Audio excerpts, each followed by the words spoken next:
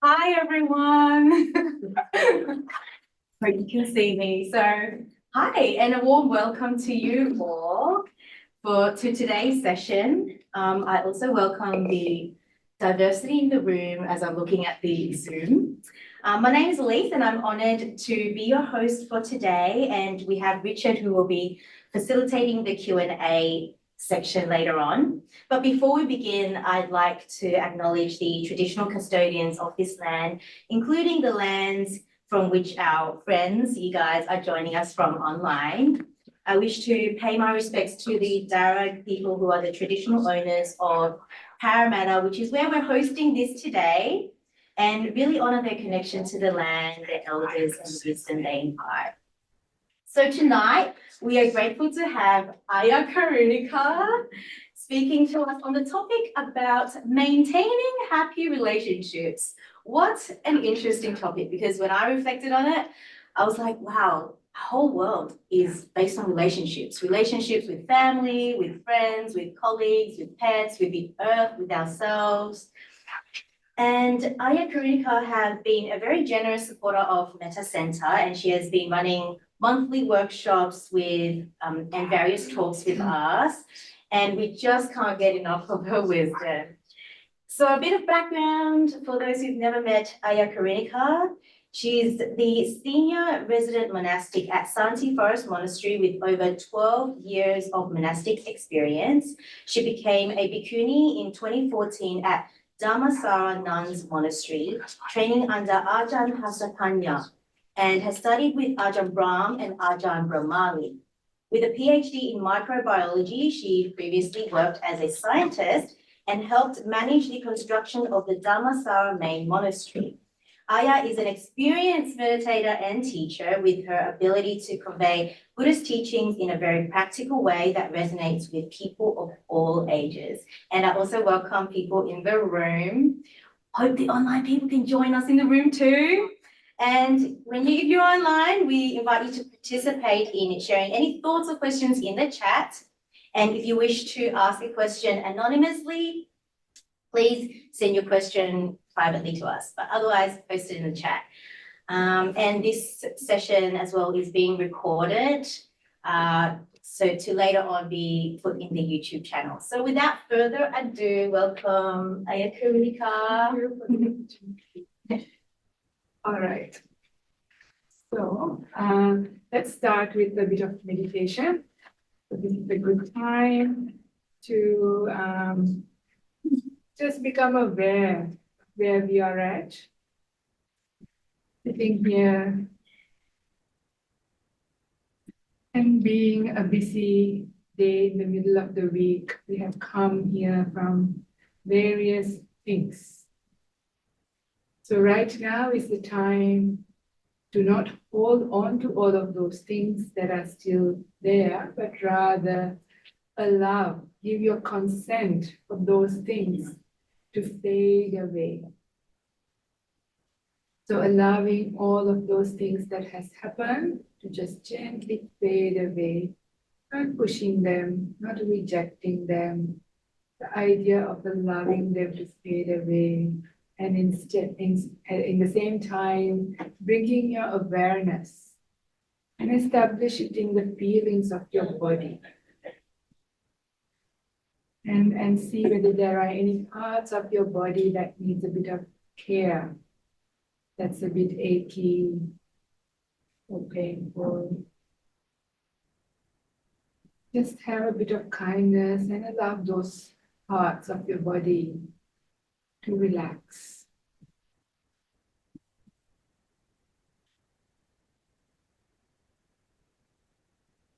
I often like to use the touch sensations of my palms, touching my thighs or the feet on the ground, to establish mindfulness and ground myself here. So during meditation, instead of allowing our mind to run away with the thoughts, we give attention to the feelings and sensations, the touch sensations. And see whether you can just relax just with those sensations, being present.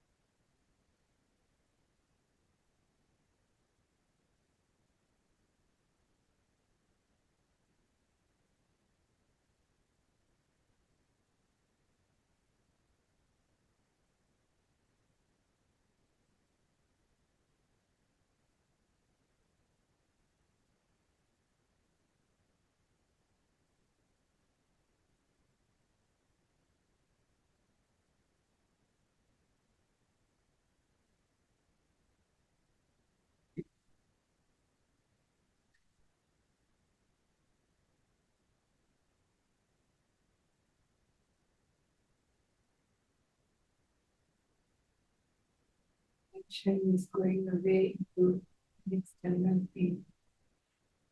Gently bring it back to the touch sensations.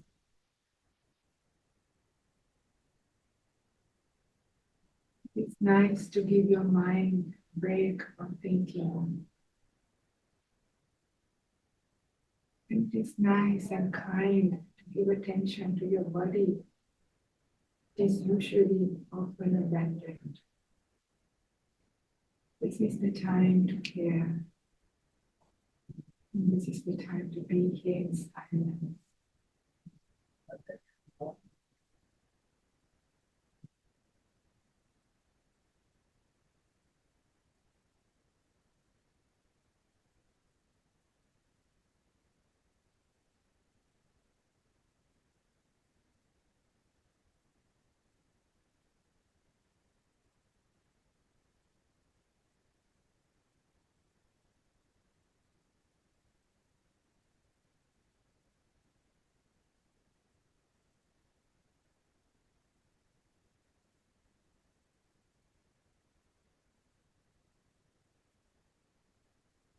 It's nice to be able to allow your body to relax.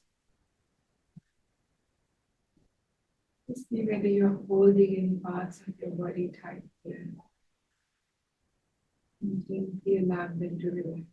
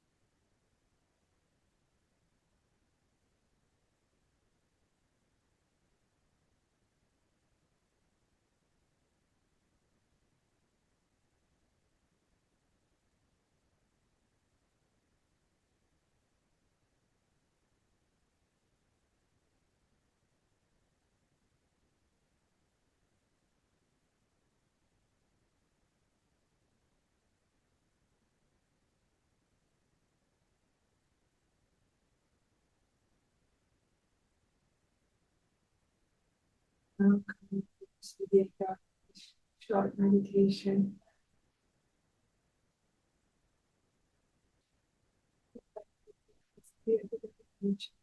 How do you feel now? How is your body? And how is your mind?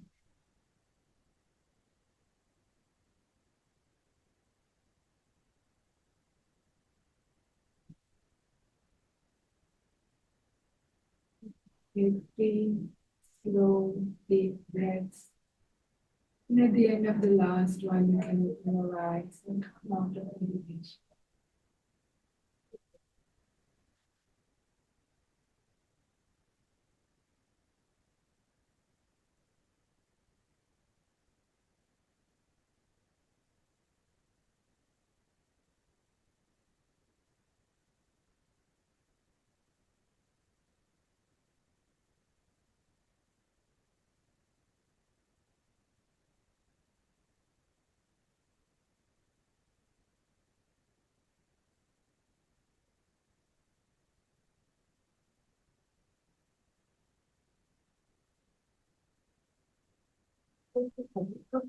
Today, Maintaining happy relationships. okay, maintaining happy relationships.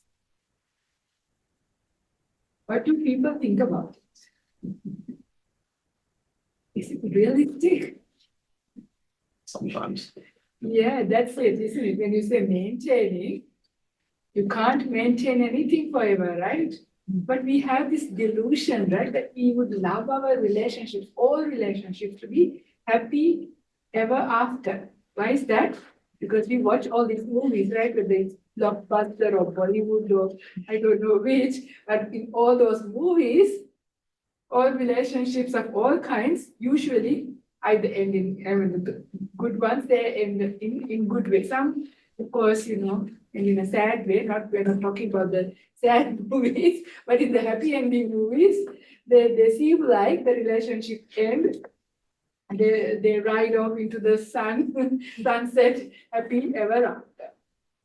Yeah, so we buy that because we like that, right? Nobody wants to be unhappy. We all want to be happy in our relationships.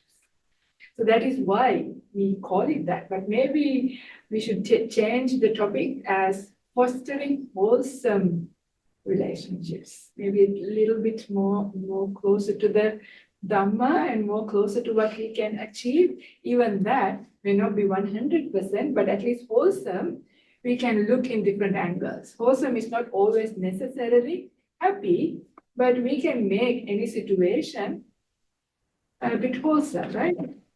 So before even I begin anything, so this can be about relationships between like a platonic type of relationship, which most people might be interested in, because that's the kind of most interesting one for many people, but also the relationship that you have with our parents. That's a very important one where people have difficulties with, and also with our children. That's another one that people have difficulties, and siblings. Again, another one. And of course, it goes to your work relationships, and like we said, even our relationship with environment and other things as well. So we can apply some of these things that I would talk in general to many of those things, because these are all important, right? All of our relationships, especially the interpersonal ones, really affect us in the first place. Yeah. It's mainly for our own benefit, but also for the benefit of the other people. Because when our relationships are not great, when we are not happy, then it inevitably affects the people around us. So it is important that we try our best for our own benefit and for the others. But of course, we can only do our best. So I'm also going to say why sometimes, even though we learn the technique, why it might be difficult as well towards the end. And then what we can do about it. So some practical things. So this is important to consider. So the other thing I want to mention at the very outset is that it's not about constantly being happy in a relationship. sometimes your relationship really grows deeper and even better at the times when it actually is facing some challenges. Those are the times that you actually get to know the other person well. They get to know you, and you have really good ground for growth. And this is sometimes important because when at times things are going really well, you don't realize who you are or who they are. And then suddenly, after some time, you get a shock. Yeah. And if that happens at a very critical time, that's difficult. But, if you know how to deal with challenging times, difficult times in your relationships, and turn it around in a good way, that's very helpful. And you realize actually you go deeper, really deeper, because if you have the attitude of learning from it, and if you come to that interaction with the right attitude, then you will come out at the other end in good terms.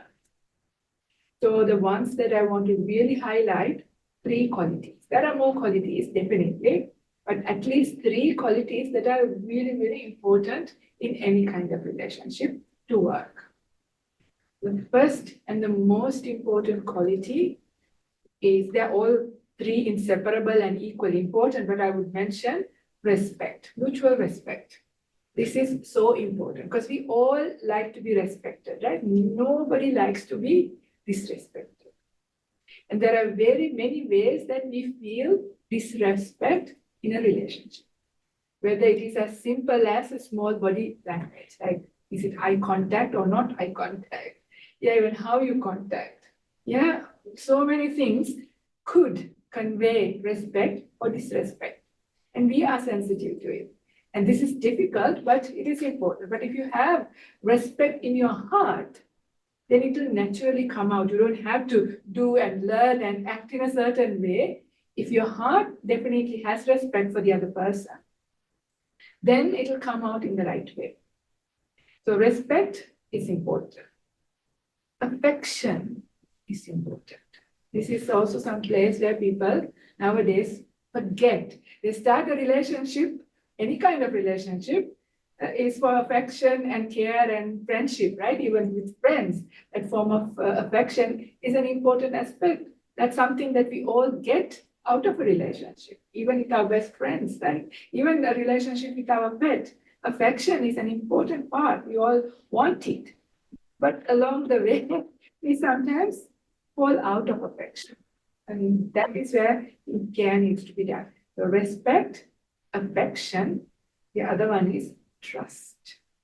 This is again a really big one. Trust, very easy to lose, hard to build up. Yeah.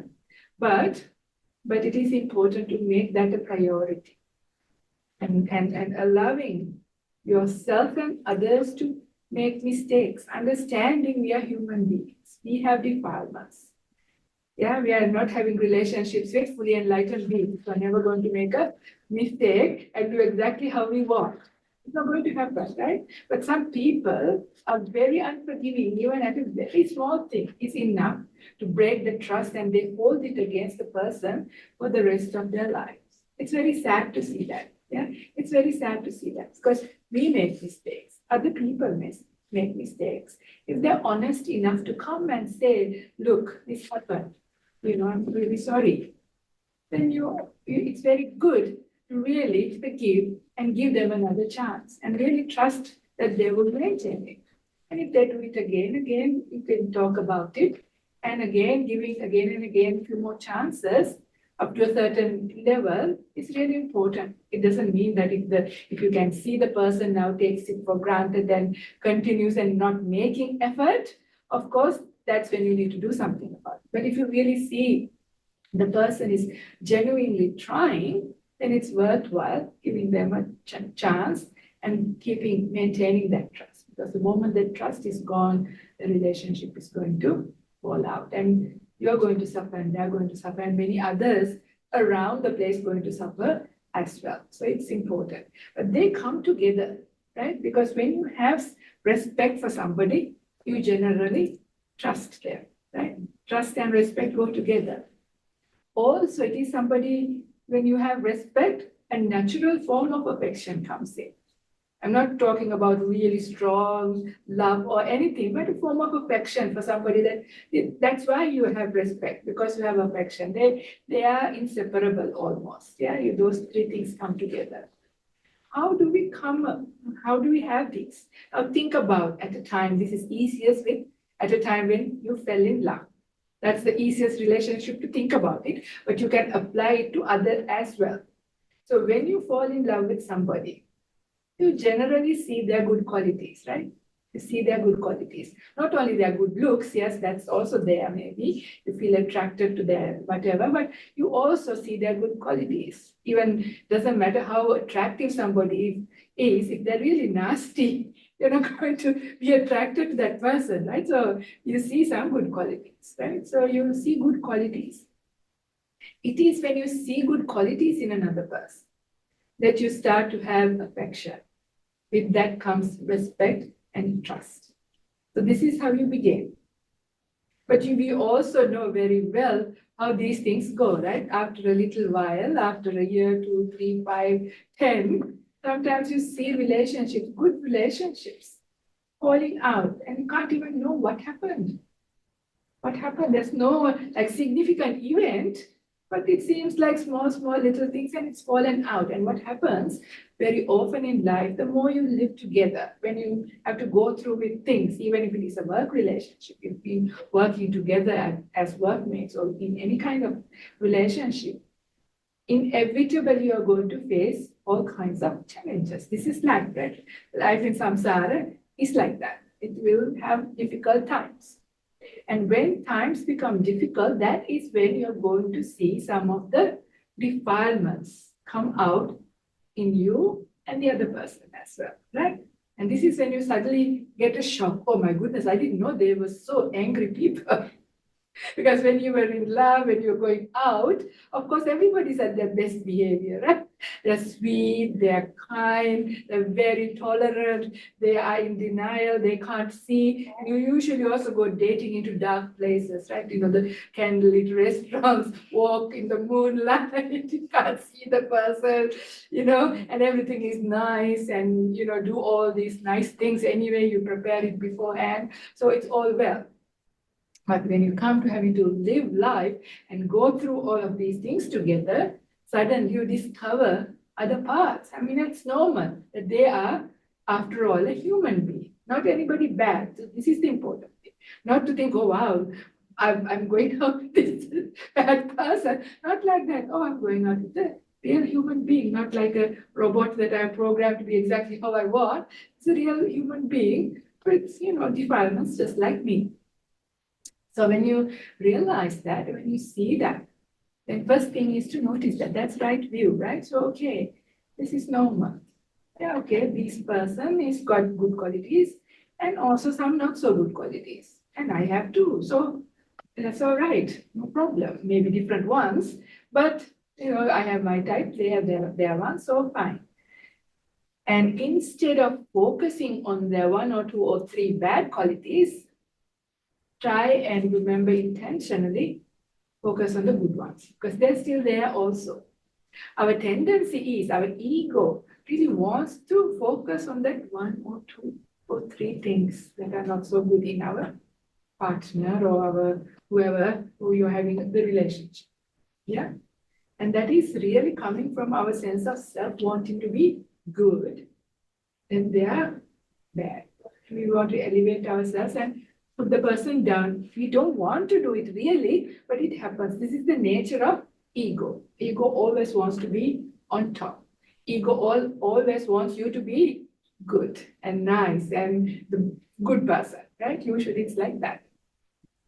So because of that, we have a tendency to just focus on the bad. So remember that when you do that, your affection is going to go down. When you see not so good qualities, how can you have affection? Your respect is going to go down, and your trust is going to go down. And when these 3 starts to go down, before you know it, the relationship starts to become a very strained one, and difficult one. So, and you are a part of it, right? So you're going to get affected. So if you remember this, then when you see that happening, when you see your mind focusing, deliberately make effort to look into the good sides of the person. Yeah, this is really important. This is really, really important. So that is, if you have that, and then it is about communication. First, for all relationships, the most important thing to maintain it in a reasonable way, a wholesome way, is skillful communication, right? This is number one. Most of our suffering, like we all have sufferings in our life, right? But I would say, I could ask even, where is our most suffering coming from? Is it because of your finances? Is it because of your stress at work? Is it because of your health? Yes, those things are there, but if you really look at it, the hurt that you get from interpersonal relationships is far more frequent and goes deeper. A financial problem, yes, it's a problem, but you know either you'll get it or you lose it. Whatever it is, you know that. Yeah, health also, yes, it's a worry, but you know, either you go get cured or you have to die to deal with it. So, you know, but you know, one word can kill, right? I mean, from the who they are, just one word is enough for you to literally die as well. Some people suicide as well. Sometimes you hear about stories and you wonder, my goodness, you know, they just heard one word or one sentence and that really got to them and they ended their life. Or not literal killing, but you feel like, you know, you're completely down by just what that nowadays, even an emoji is enough, right? Not even a word, the wrong kind of emoji at the wrong time is enough to get really hurt or really happy as well, depending on which one. So therefore, it is really, the communication is very, very critical to maintain and build up because challenging things will happen, whatever life will present. But how we deal with it, number one, is the right kind of communication. So with the communication, there is a very beautiful sutta. Now I'm also going into the suttas these are the teachings of the Buddha. If you're familiar with the discourses, this is a discourse from Numerical Discourses, book number 5, sutta number 198. Right? You can look it up free of charge at Sutta Central and read it yourself. But here, the Buddha mentions about 5 things to consider before you have any communication. And these 5 things are especially important if it is a difficult communication. Yeah, it is especially important. But any communication, this is really important, but most of the time we can't, right? You have at work and you just have to talk. You can't wait for all of these things, but this is especially for important communications. First one, is it the right time? Make sense? Yeah? So what is the wrong time? The wrong time is when you are emotionally triggered. And when they are also emotionally triggered, or both parties are emotionally triggered. Yeah, so impulsive communications, 100% sure, not going to be as great. Yeah, so and that is the time that you really want to say something, right? That is when you really feel like you're going to really communicate and tell what you really want to tell them. But you have to learn to hold yourself back. Yeah, or you have to find skillful ways what to do. Go to the toilet, maybe go under the table, hold on to the chair. Don't open your mouth. Yeah, because this. Just remember to break up trust, love, all of those things. As I said, 1 word, 1 second is enough. You all know how hard it is to make up, right? Make up a relationship. Money, time, energy, incredible, right? To make up a broken relationship is incredible effort. Very expensive too. At least remember about the money and hold your tongue. Yeah. So this is really important. So When you're emotionally triggered, don't treat, not the right time. In this sutta, the place doesn't come up at the time of the Buddha's sutta, but would you agree that place is also important? Yeah, because if you speak to somebody at the wrong place, they can be sensitive, right? You're trying to have an argument with your spouse in the middle of a lecture. And suddenly you remember something, you start saying, look, you can't do that, right? Or, you have to find the right place and right ambience. It's very nice. Yeah? Go out for a nice dinner, go out for a walk, peaceful, nice place, not too hot, make sure you've already eaten, everybody's happy. You have to be skillful, right? You're a human being. So prepare all of those things. So have to have patience. So sometimes you got to wait. You don't talk about things when somebody just come back. So the next one is not only emotionally triggered, when either party is tired. If you're tired and if they're tired and they're busy or they have something else in their mind, don't disturb and try to have your conversation. They're not going to be able to pay full attention and get engaged. So it's not about you or it's not about them, because some of us are very task-oriented people, right? So when we are in our task, we don't like to be disturbed, right? You know what it's like. If you're a task-oriented person, you have to wait till the person sort of finished what they're at, because they're at a momentum, right? So then you have to wait again. So that's the right time. And so right time we have not emotions and not tired. Right? At least those two things. There may be other things, yeah, to decide on right time, whether what else has been happening. Is the person sick or going through other difficulties or financial problems or problems at work or any other thing, then nothing related to your difficult problem, but other things, external things. So be sensitive to those things, or that they may be having a headache or a tummy ache, you don't know. So first ask, how are you, darling? And not just by words. That's the other thing that I want to say with body languages, right? So communication, this is very important, is not just words. I'll come back to that a bit later. Let me finish these 5 things first, otherwise I'll forget. I don't have the available paper. Last time I was telling this, I forgot. And she said, what about the 5th one? I forgot because I got carried away. So I'm closing my fingers to remember how many I told. Okay, so right time. The second one, is what you're going to say true? Yeah, this is important. Investigate, find out, did they really do that? Is this information really true? Yeah, because sometimes our whole episode was based on something that is untrue. And later you realize that too late. Yeah, it's because you've already spoiled. So find out before. Is the information true? Third one, how are you going to say it? The gentle speech. So gentle speech is a very interesting. Some people can speak to you so sweetly with this incredible smile. They're stabbing you like anything. Have you been with such? Yeah. So that's not gentle speech, right? That is not what is meant by gentle. Gentle speech is that non-violent communication. It's how you structure the sentence, yeah, how you present it. So the violent communication is when you victimize the person. You say, you are very bad, you did this and it was really hurtful, it was a terrible thing you did, something like that, you did and it's bad.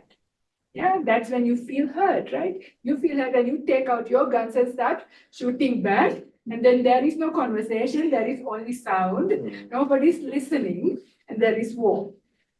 You don't get anywhere. Yeah, nothing gets across. So instead, so you can say, the other time when this happened, this is how I felt. It was a bit difficult one when when the communication was like that, Is it possible that that doesn't happen, or we speak in another way? Maybe it was a difficult day or whatever. So you sort of sandwich it up. You say a few good things and you save the difficulty and you say another good things at the end. If somebody said like that to us, it's good, right? Because we've done many things bad. But when they we know what we did was not right. But when they point and say you're bad and you did wrong, our ego gets hurt and we want to sort of justify and deny or say why, and it's not helpful.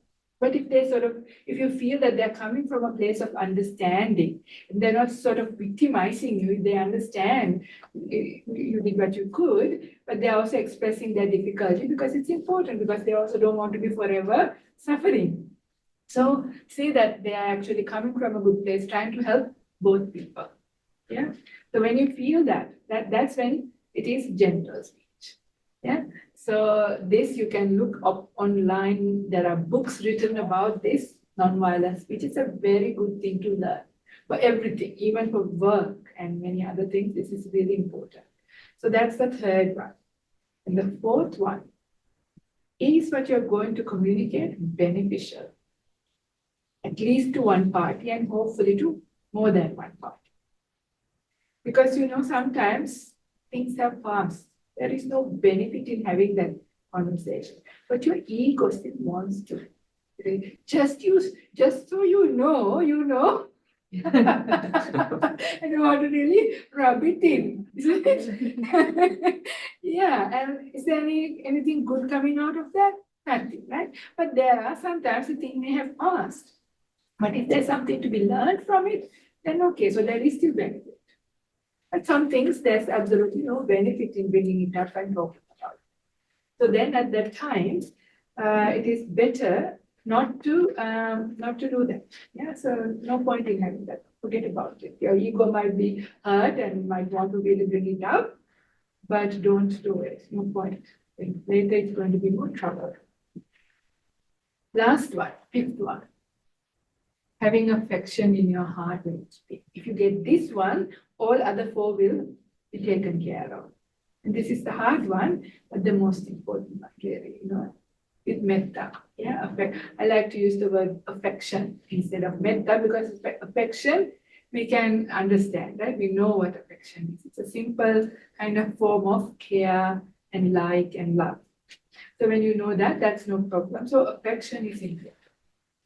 So if you have affection in your heart when you engage with this communication, then everything is going to go okay. So that's why I mentioned respect, affection, and trust in the very as important. But then together with these 5 instructions that the Buddha says, if you use these as tools, then the relationships are going to work out pretty okay. You can go through challenging times and difficulties and make use of it. Yeah, and ability to forgive, yeah, and be forgiven, be able to ask for forgiveness. This is a really important thing, really, really important thing, and a very beautiful thing. If you've never done this, do this, yeah, and see how amazing you feel. Right now, sometimes you don't know of years of heartache in your chest. You don't even feel it. It's tight. You don't even know from what. It might be about an issue with a toilet paper roll. Truly, sometimes it is such simple things like that, or where you put your spoon or whatever. All these things, little matches or whatever, builds up. Yeah? And accumulates, but you never say anything, ask for forgiveness or say sorry or do anything about it. So be the first one. Again, find the right time, right place, make it special, not by the way, sorry, darling. You have to just, really convey it in a nice way, yeah? Make them feel that you are actually asking for forgiveness and saying sorry. And also asking, have I ever done anything? Sometimes it's the things that you haven't done, or haven't I done anything that you've been wanting me to do that is hurtful for you? Because this is as well true, right? So just asking that. And saying that, I care about you. I love you. But I'm also not perfect. So maybe I have done things that were hurtful, or things I didn't do were hurtful. So I would like to, have this opportunity to ask for forgiveness. You can express. This is a good time. So you already give the invitation for them to let you know what's difficult. And you see, if you do it sincerely, with the openness and readiness to receive anything what they say, it's very beautiful, really, really beautiful. And the relationship goes to another level. This is what is important, to be able to communicate beautifully. Actually, you learn a lot your practice becomes better, you cultivate better mind states, and based on a difficult relationship, you make it awesome. Make the best use of that opportunity to even grow stronger, even closer. Yeah. So all of those things are there if you are able to apply yourself well. Right? There's probably many more things we can say, but we can know about these things. And we all know, and these are not necessarily things that you never heard. You already probably knew these things, or most of them. But why is it sometimes very difficult? Is any of these things seem very difficult? Not really difficult, right? None of the things that I said are complicated to understand or learn or do. But why is it difficult? It's because our mental energy levels are very low. We don't have enough happiness. Our minds are a bit down. Pain or depressed. I'm not talking about clinical depression or anything like that. I'm just telling you a general degree of the mind is a little bit down. Yeah, not smiling, not uplifted, not bright. So when the mind doesn't have that happiness, it's very hard to do all of these. Extremely hard. Yeah, extremely hard. To be able to speak in the right way. Yeah, even look at the person with kindly eyes. Isn't it? When the mind is down, it's difficult. So it is really important that we take care of ourselves. Yeah.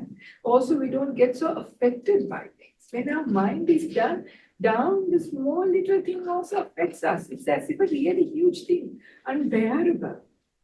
But when we are in joy states, really happy, good energy in our mind, not only small things, even big things happen, we don't get so affected. So very important. So if you want, first of all, yourself not to suffer in any form of relationship, and also to be a good partner to anybody, then taking care of your mind is very important. Taking care of your mental energy. So how do you do these things?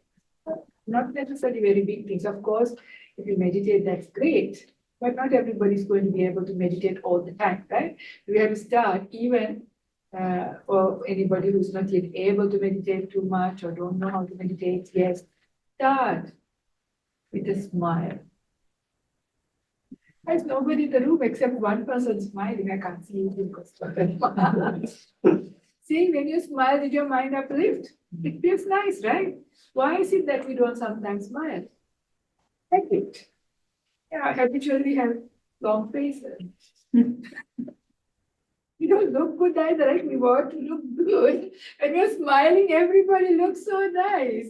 But even the most attractive person, when they're not smiling and looking a bit not so attractive. So a smile actually uplifts, yeah? Kind words, little gestures of being sensitive to the needs of another person. And doing that little thing, this might be opening the door, getting them a box of tissues, getting them a glass of water. That's sensitive. Isn't that nice? And somebody you just thought it would be nice to have some water right now.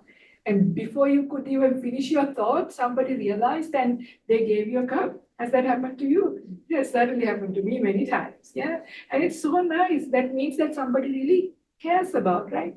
Because they care about you. They're watching out for an opportunity to give you something, to care and show their kindness. Receiving kindness is so beautiful and giving kindness is so beautiful. So you don't have to have lots of money. You don't have to have lots of time to do this.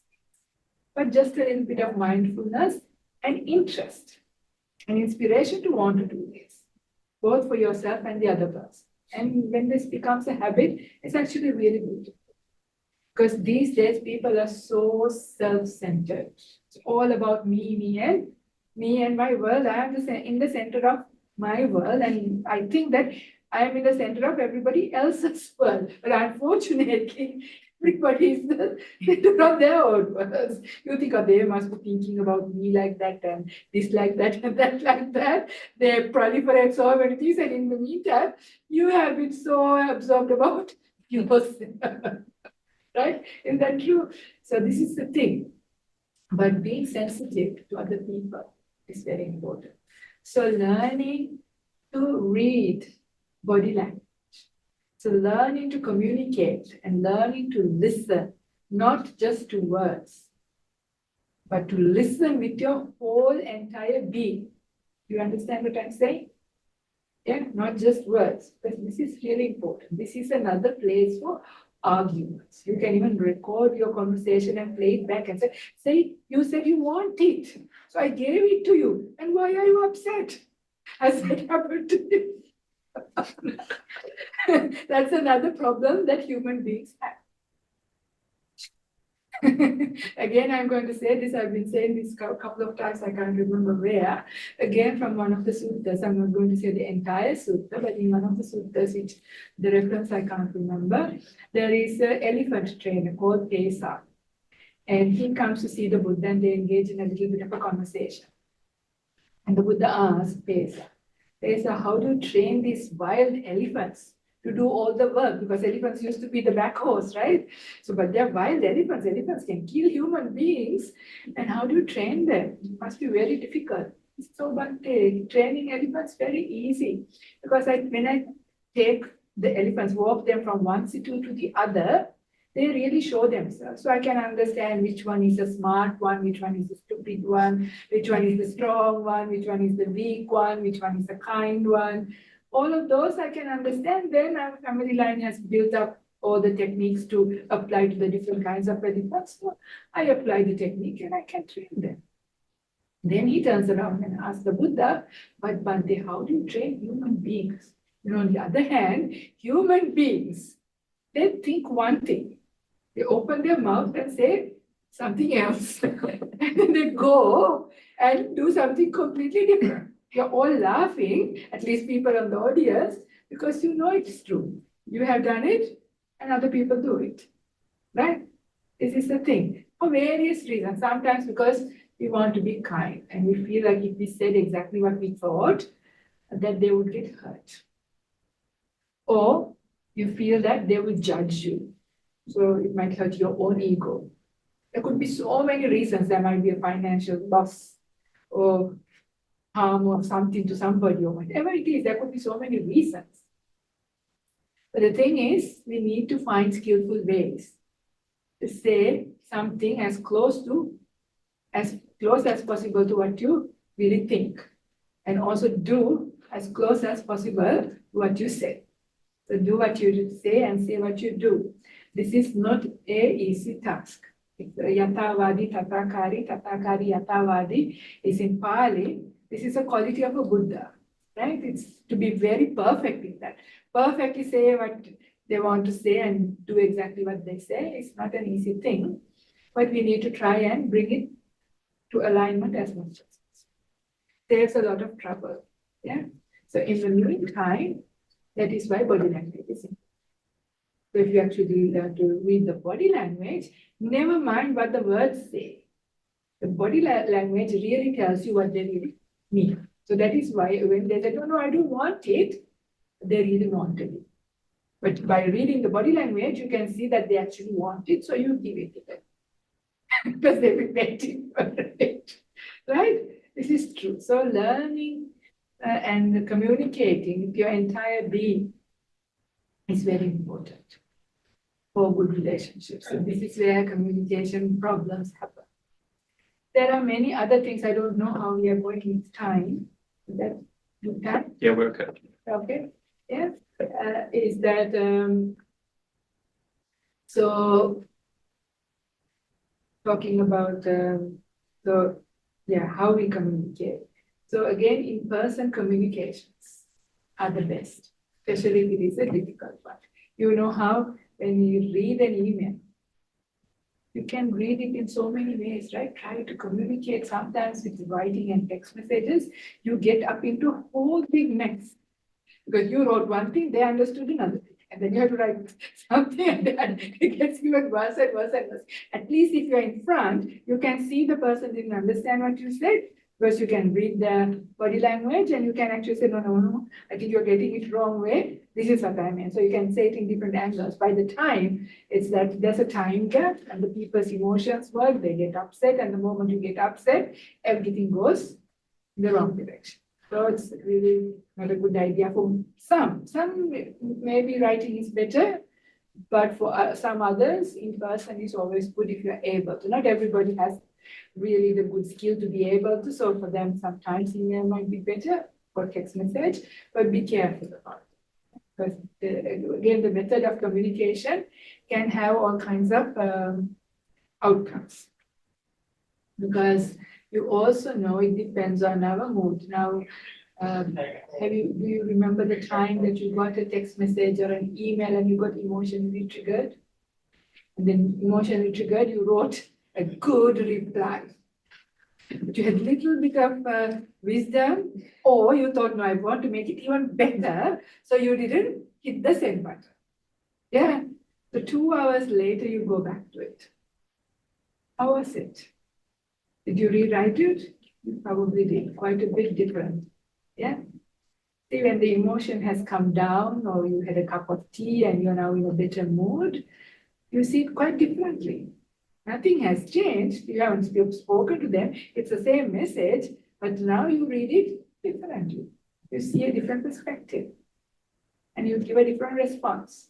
See, all about communication, right? It's about you, it's about them, it's about the time, the emotions. So sometimes procrastination is important, not forever. Yeah, this is the problem as well, because non-communication is equally bad, right? Equally hurtful.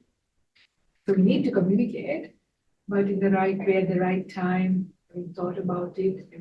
So we can never get it perfect, but at least if you are calmed down, if you can bring up a bit more happy states, joy states, and then write your email or text message, would be a better one than the other one. Yeah. So we can only do our best, like I said, and it can still go wrong, but at least you know you have tried your best, but other person might not be in the right state. And this is another thing you can't see, that right time cannot be seen, because at the Buddha's time, all these techniques was not there, right? No text messaging, no emails, it was always in-person communications. But now we have an added layer, so we have to be careful about it. So these are all interesting things. The last sutta that I'm going to talk about, I have it in here. And that is from, again, Numerical Discourses, from book number 4, sutta number 32. I'm reading Bhikkhu Bodhi's version called Sustaining Good Relationships. Yeah, so this is directly from the Buddha. I'm just going to read it out and then try and explain. Bhikkhus, there are these 4 means of sustaining a favorable relationship. Very interesting. Different to what I said already. What for? Giving, endearing speech, beneficent conduct, and impartiality. These are the 4 means of sustaining a favorable relationship. There's a verse: giving endearing speech, beneficent conduct, and impartiality under diverse worldly conditions, as is suitable to fit each case. These means of sustaining a favorable relationship are like the linchpin of a rolling chariot. If there were no such means of sustaining a favorable relationship, neither mother nor father would be able to obtain esteem and veneration from their children. But since there exist these means of sustaining a favorable relationship, wise people respect them. Thus they attain to greatness and are highly praised. It's a short sutta, but think about it, right? We're giving, being generous is always good in a relationship. This is also true if you want to become popular. If you want to become famous. Yeah, if you're successful in all your relationships, that's how you become popular and famous. Yeah. So giving. Giving. Is giving just giving material gifts? No, it's more than that, right? It's giving time to listen. Yeah, giving time to listen. Giving other things, like giving the opportunity for somebody to go on retreat. Giving people space. Yeah, sometimes in relationships we are constantly together. We never give the other person a bit of their space. People need space. You're giving. What about giving praise or compliments? Important, right? This might come under endearing speech as well, but this is also a form of generosity. So think about it. Are you generous with your complaints or compliments? Yeah. Are you stingy with your compliments or stingy with your complaints? I know the answer. Turn it around, yeah? Be very generous with your compliments. Be stingy with complaints. Because complaints really doesn't get very much, only number. Yeah. Yeah, sometimes you do have to complain, but do it in the right way. But more, give compliment first. Even at a restaurant or at a hotel, if you have to complain, first give the compliments and then make a complaint, then you might get something. Yeah. So this is important. So generosity, that care, love, all of those things are generosity. Be generous with your affection, your care, wanting to help, to volunteer, all of those things go as generosity. And you know, when you do that, people love you, right? Because you're a nice person, giving person. We all like to get things, free things and gifts of all kinds, and getting attention, everything we like. So getting is good. So giving, generosity. Second one, endearing speech. So compliments as well as how you speak and, say good things about people, appreciate what people have done in a way, recognize, acknowledge what they've done, because sometimes people want, right, that people work really hard and we take people for granted. Yeah, it's your job to do this, I do my job and our accounts are closed, so no need to say. But would you like every day, even if your people thank you and said what they're thanking you for? Thank you for making dinner today again. Thank you for making dinner for the last 20 years for me. I really like your food. We like it, right? Even if they made it, not automatically saying it. If you know each time they say it, each time we like it. We like to be praised. We like to be appreciated. We like to be thanked. So all kinds of endearing speech. There's many. I'm not going to go into endearing speech. I'm sure you can become experts in that. It's worth it. The Buddha says so. Endearing speech and beneficial conduct. Yeah. So again, something a little bit homework as well to find out how can my conduct be good. Yeah. So am I an arrogant person? Am I somebody who is, my speech? How am I speaking? How am I acting? Some people you feel a bit afraid to be around as well, right? The way they do things, the way they say things, a bit scared. But also conduct, as in, are you doing your conduct are you somebody with integrity? Yeah, is your conduct pure, good as much as possible? Because when we see people doing dodgy things, again, you don't feel good, right? So are you doing dodgy things, or are you somebody with integrity? So see that technically, and it can have many things. Because of the time, I'm not going to probably go into a lot of detail into that, but it is also good sometimes that I don't say everything, that you also have time to think about it. What is really beneficial conduct? Yeah, so you can go to many layers about your own conduct. How do you behave by body, speech, and mind? It's really refining your sila. So more virtuous, more gentle, more kind you are, it's easier. Yeah, so that's how you behave. So that is the beneficial conduct. And the last one is impartiality. Yeah, because nobody likes to be excluded, right? We want to be included. We all want to be treated equally. But if you feel that you treat some people special, some people like this, some people not so well, then it doesn't feel good, right? So impartiality is very important. Yeah. So, and difficult sometimes, but try and see how you can include everybody. And there are some people who are very, very good at this. They can really include everybody in this. Yeah, and give everybody quite good attention and care. And we all like to be. And sometimes it's hard because you realize some people are a bit scallywag and how can you treat them equally? And you tend to sort of treat nice people nicely more, right? But even the scallywag really needs some care and love and affection and to be included. So that's a skill to be developed, to be able to include everybody. Impartiality is important. So these are the last 4 things. There's so much to be said on this topic. But the last thing, I'm not going to talk about it. I'm going to recommend a book by Ajahn Brahm. This is worthwhile. There's a chapter from this book. This is called Opening Up to Kindness. Freely available, Opening Up to Kindness. And the PDF will be available. Maybe somebody like Glenn might be able to put it on the chat. And there's a chapter called Total Listening. Because this is the other most important thing about relationships. We are all quite good actually at talking and expressing ourselves. But listening is very important. We are all quite bad, and that is where things are going wrong. To be able to listen is another skill, another Dhamma talk altogether.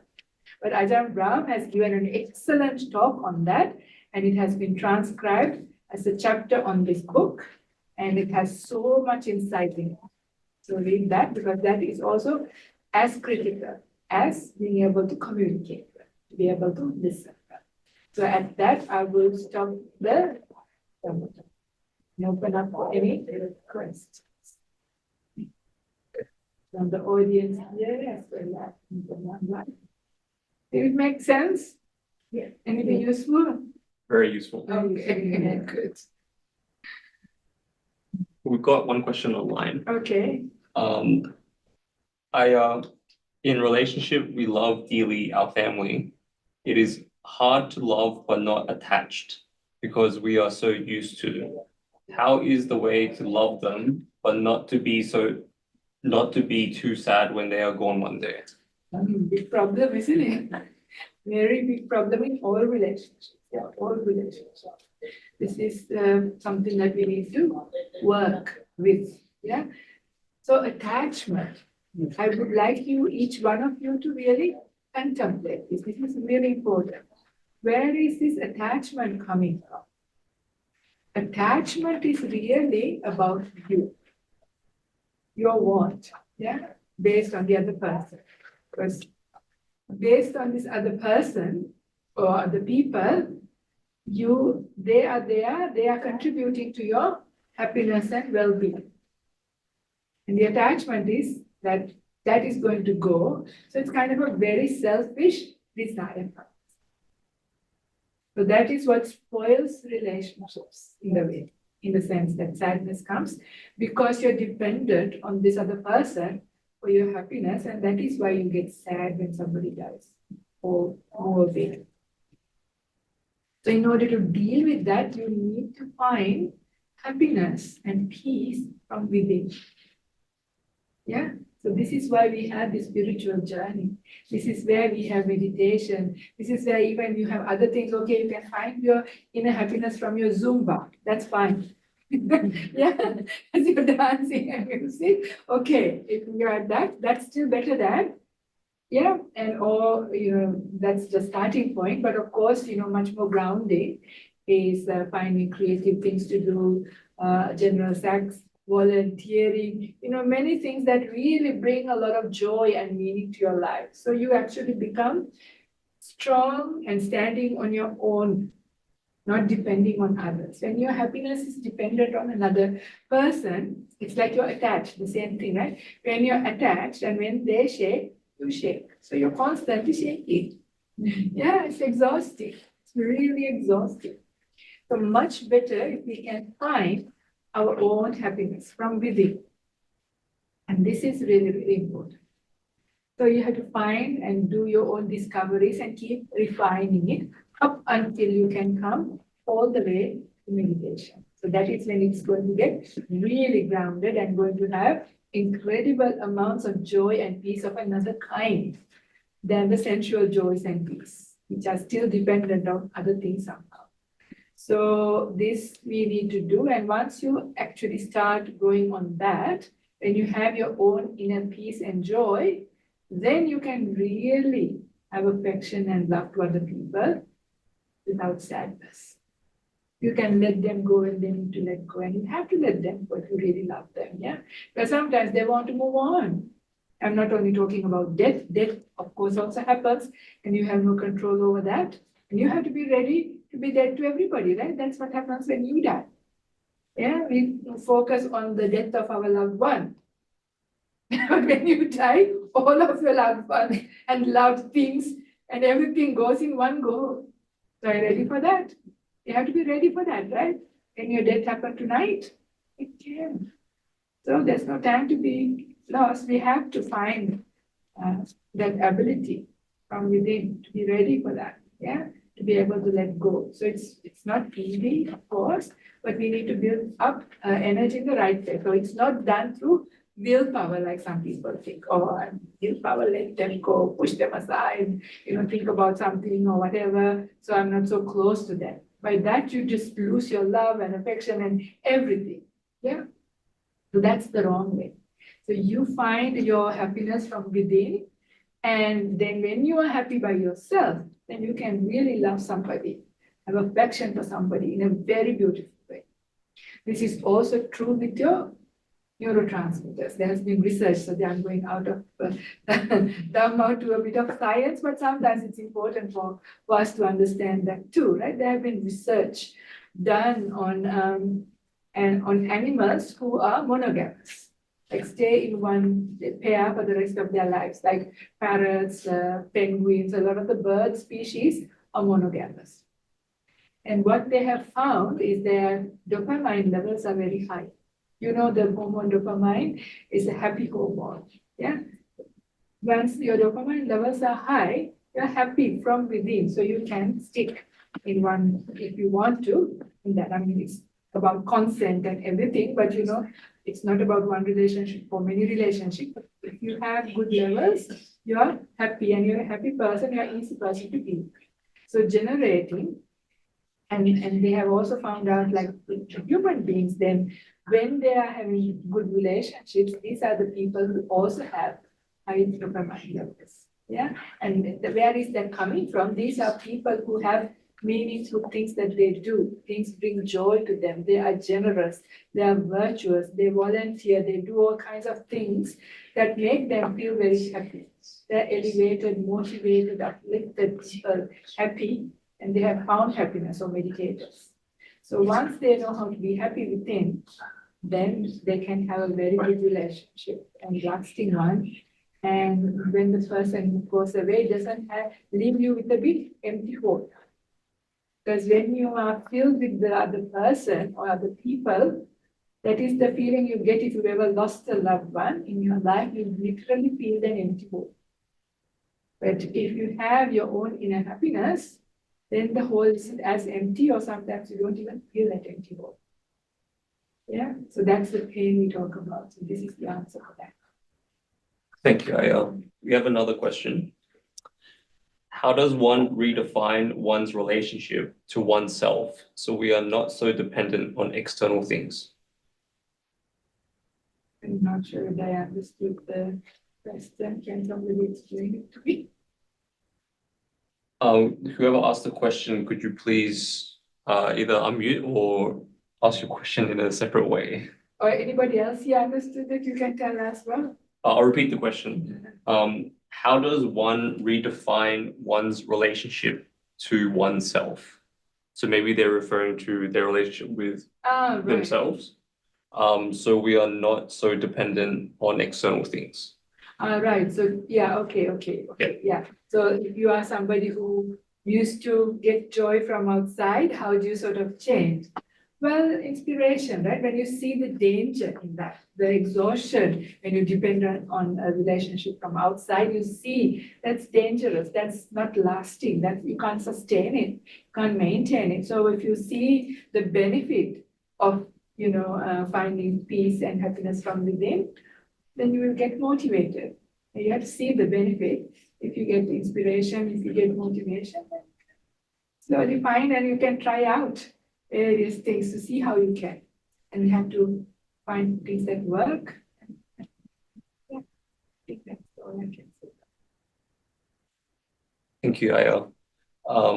The person that asked the first question says, thank you, Ayya and Metta friends. And another comment, it's something quite primal to be a crowd pleaser and need social approval. Yeah. Absolutely. And I've actually got a question as Yes. well. So a very specific situation. Yeah. So my friend is traveling with her mum, and they can't come to an agreement on how to spend the holiday. So one of them wants to jam pack everything, get up at 7 a.m., go to place A, B, C, D, and do it the whole day. Yeah. And then the other person wants to wake up at 10 a.m., feel like doing whatever they want to do, and they can't come to an agreement. Easy solution. What do you call 1, 3, 5, and 7? What kind of numbers are they? Odd numbers and even numbers. On the odd day, what person? Everything get up at 7 and even day, they get up at 10 o'clock. Fair enough, right? That's a great suggestion. It's a good one for husbands and wives. So Ajahn Brahm says this. Okay, on odd days, she's right. Even days, he's right. Doesn't matter. I just allow them to be okay. Thank you. Okay. Well, that's all the questions for online. If anyone in the room has any questions, please. I have one. So around friends, acquaintances, although it's a bit far from me, I am quite, I say, courteous or nice, and I don't show my, I'd say, the angry side. But the closer the relationship gets, the more tendency I have to show. If I'm angry, I show it to the people closest to me. So I end up hurting the people that are closest to me. It's not special to you. I'm sorry to break your heart. That is all of us, right? It is absolutely everyone of us. We are like that. We hurt the people we love the most. This is how it goes. It's a very strange human being. Yeah, with other people, we are quite polite and nice, and we are thing, and you also see them less, right? With the people you're closer, you spend much more time. You're much at ease. So you be yourself. In a way, it's actually good too that you can be yourself, because with others, it's more of like a pretentious thing, right? It's like you're not quite yourself, but you can manage it because you're with them only for a short bit. So you can be whoever persona you want to show them, you can be. But it's also nice that you are your true self with the people who are close to you. So having your anger, you can't help it, you're a human being. And not if you're not yet enlightened, anger is not yet finished, not transcendent. But it's not about not getting angry, it's about what you do afterwards. Yes, this is what the relationship is. So you can discuss, you can find out why. But this anger is a very common problem people talk about with relationships, especially there's other things as well, but this is one big one. But the reason why we get angry is nothing wrong with you or nothing wrong with the other person or the situation. Main thing is tiredness, lack of sleep, and health not being that great. So take care of those things. Have rest. We are exhausted people. What do you expect? But to get a bit annoyed, angry, irritated, it's normal when you're tired. Yeah? Maybe if you haven't slept enough, or well enough, or deep enough, this will going to come. So if it is important, then take care of these things. These are just practical advice about things. But it's all right, to be yourself is important. We can't be pretentious all the time and be somebody else for the sake. Who are you going to be for? Right? Because your mom wants you to be one way. Your dad wants to be your other way. Your partner wants another thing. Your friend wants to be so you'll be like, acting all of this and you'll lose yourself. But you see some people, right, trying really hard to be the person the other person is going to be. So you have to be able to allow yourself to be yourself and slowly improve ourselves to be a better person for the sake of your own sake, not because other people want, because you see benefit and allow yourself for that. Thank you. Yeah. And we had one comment relating to your question. Is it because we feel they are an extension of us? Maybe it reflects on how we relate to ourselves. Yeah, that's true. Yeah. It's true. Yeah. That's okay. Absolutely, yeah. All these things because we relate and connect and reflect and bounce back and all kinds of stuff. But whatever it is, though, still, if you look after yourself and that happens, what you do afterwards. Another thing, if we have a little bit of time, just mentioning only, is remember the many gaps we have in our communication, like in relationships, We have social gaps, we have age gaps, generation gaps, cultural gaps, educational gaps. So many gaps, it's like it's a very full of holes. So it's hard not to fall, right? Constantly keep falling in these holes. So many gaps. So learning to deal with these gaps, understanding. So this is again with that your friend, with the mother and the world views are different, grown up differently, interests are different. So we have to come to the middle. It's not trying to bring them to my side or go to their side. They're both not right. It's somehow coming to a middle ground. It's so many things, and this is the hardest, I think, of everything. It's not understanding, because you can only see how you have trained yourself to see the world. If you've grown up here, doesn't matter whether you're Sri Lankan or Chinese or whatever, your parents may be brought up there and come here later in life, but even though you may look like them, you're not like that, right? You're completely different. And the way that you would see the world is very different. Again, with generation, it's very different how you relate to things. So it's hard to understand from the other person's perspective, but once you have that respect, affection, and trust, then you want to try to understand where are they coming from and why. And then it's your generosity of your heart, so your friend as well, because the mom or parent has done so much, so out of your gratitude for everything they have done, at the very least carrying you in your tummy for 9 months, you can also give a little bit. But then you can also tell mom, okay, this is also exhausting, I also need a break, so can you also, out of love for me, also some days do like this, so you decide either go odd and even days or first half of the holiday and the second half of the holiday.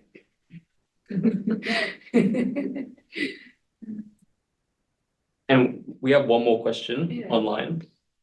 This person asks, on the topic of kindness, some people have a fear of being a Buddhist doormat. Any advice? Yes. I've been talking about this quite a few times. Can I recommend a good talk? Not only me, we did something in the Crow's Nest last Wednesday. This is up on Santi YouTube channel. And Ayya Upeka reads out beautifully a story about the bad snake. It is from Ajahn Brahm's book, Opening the Door of Your Heart. Yeah, in there we are talking quite a bit about this. So this is also called like Buddhist sufferings of people. This is holding the Dhamma or even the kindness in the wrong way. If you hold the snake from the tail, it's going to turn around and come and bite you. So being a Buddhist or being kind doesn't mean you don't hiss. You're not supposed to bite, but you can hiss. And this is really important. How to hiss properly is what we spoke about during this whole thing. So it's the right thing actually to be able to communicate. It's the right thing to say no at times. The right thing. Otherwise, you're not doing the right thing. You're allowing other people to make more bad karma and do harm and hurt. So to be able to hiss and say, hey, you're harming yourself, you're harming others, and put down your boundaries is absolutely necessary. Being kind doesn't mean you never speak, you never express and becoming a doormat. Not at all. That's not being kind at all. Yeah, being kind is being able to communicate well, kindly, in a good way. This is important. So hiss, don't bite. Okay. Thank you, Ayya. Those are all the questions. This person has also said, thank you, Ayya, for sharing such an important topic in a very down-to-earth and meaningful way. I found it very useful. Okay, thank you. Thank you. That's all the questions. Thank you, everybody. It's nice, right? So we have the crowd here today, a small crowd, but I encourage, because I think Paramatta is quite centrally located. It's worthwhile. It's a different experience. Do you agree, people in the room?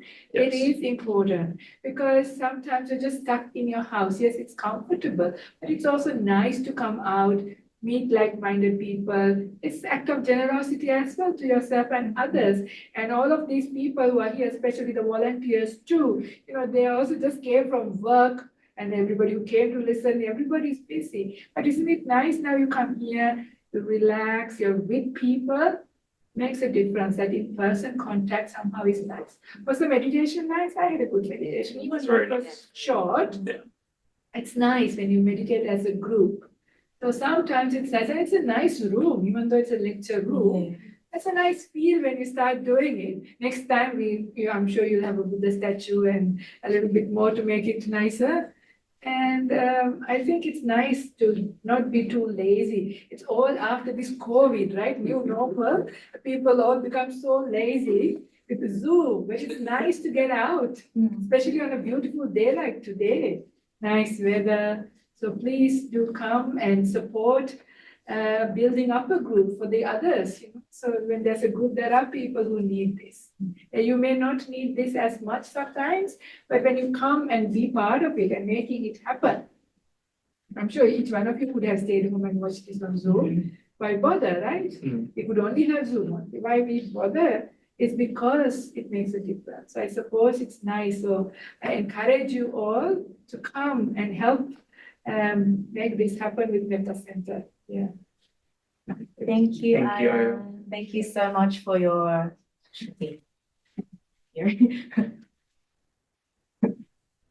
Hi again, it's just to close. Thank you so much, Ayya, for your really, really wise, practical tips. I wrote 2 pages of notes. I hope you guys did too. Or if you haven't, suck it in.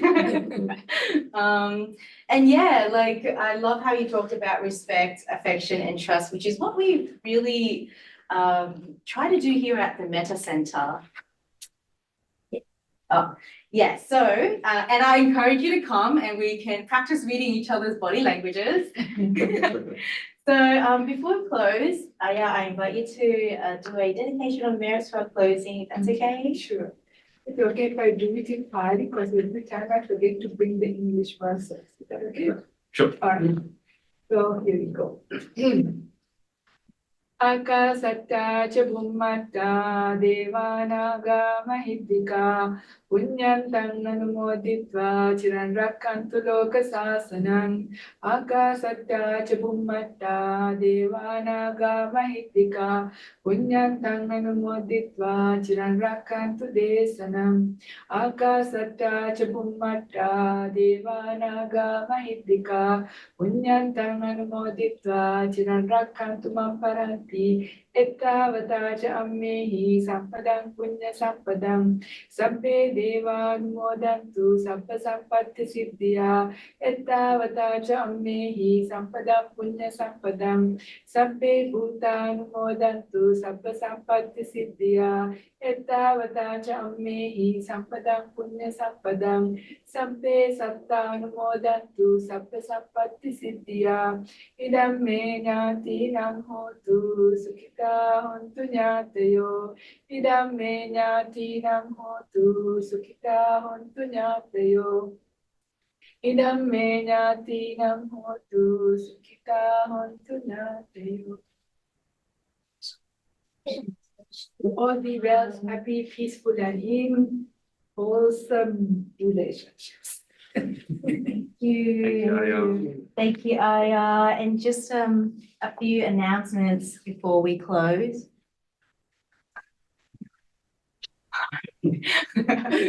Okay, yes, and thank you everyone for you joining online as well. Thank you for your presence. Without an audience, we would be talking to ourselves and that wouldn't be as nice, and we'll be missing out on the beautiful wisdom that Ayya has shared. But just before you go, I have some announcements. So we have meditation classes on Mondays at Bankstown, Western Sydney Uni. Yoga classes on Tuesday in Bankstown as well. And the talks are now in Parramatta. The train is literally 3 minutes walk away. So please, if you can come and join us personally, that would be excellent. We have free online Buddhist talks on Fridays, monthly workshops with Ayya Karunika on the last Sunday of each month. And Ajahn Hāsapaññā's Sydney tour is coming up on the 22nd and 23rd of November. So please mark that, save that date on your calendar. We have a pilgrimage in Sri Lanka at the end of this year, and they're all in the Metta Centre website. So yeah, welcome. And thank you for joining us online. Have a good evening, everyone.